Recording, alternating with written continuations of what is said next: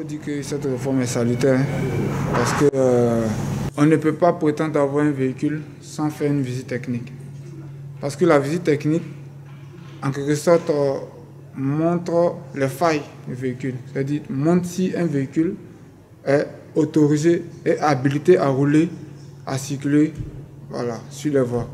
Donc, si aujourd'hui, l'État met en place, avec la maison d'assurance, met en place cette restriction, c'est parce qu'il y a eu vraiment des dérives. C'est pour prévenir les accidents, voilà, c'est pour prévenir, sauver aussi la population. Parce qu'un véhicule qui n'a pas de visite technique, lorsqu'on l'a su, on contribue aussi, de quelque manière, on contribue à ce qu'elle fasse des dégâts. Oui, effectivement, c'est une très très bonne chose. C'est une très très bonne chose.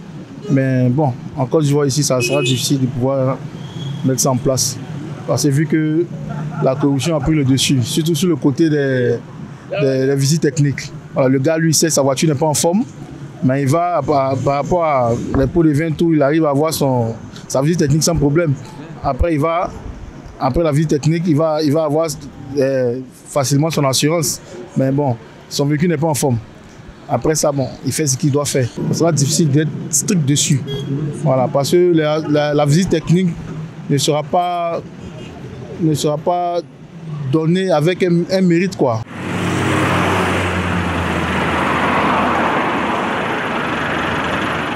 C'est une belle décision, mais il faut une mesure d'accompagnement. Et cette mesure d'accompagnement, il faut autoriser une plaque au garage reconnu, au garage constitué, c'est-à-dire ceux qui sont constitués en entreprise. Il faut que l'État essaie de tenir compte des gens qui sont dans des quartiers vraiment très reculés. Il faut que l'État soit un peu souple dans sa prise de décision.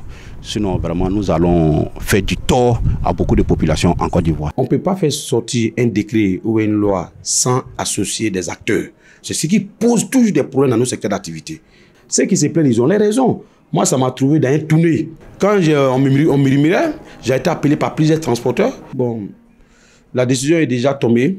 Nous allons trouver les moyens pour trouver les gouvernants, comment ça va se passer. Parce qu'avant, c'était 14 jours, nous faisons réparation des véhicules pour pouvoir faire préparation des visites techniques.